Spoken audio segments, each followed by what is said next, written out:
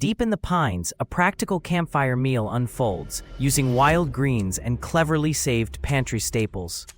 The host demonstrates a simple method to build a hot bed of coals and preserve heat for slow simmering.